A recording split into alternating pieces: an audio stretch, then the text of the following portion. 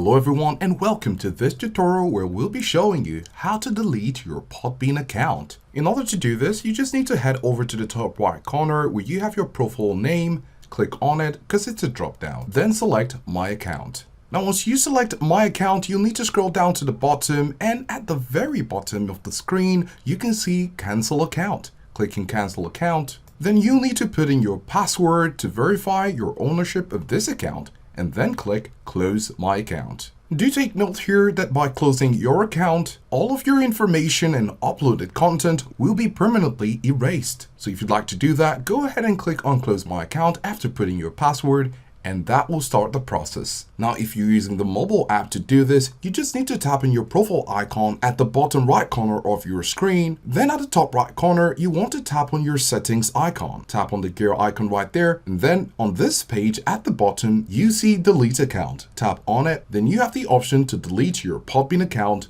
using the app as an app user. So these are the steps to follow if you'd like to delete your Podbean account. Do let us know if this was helpful, and thanks for watching.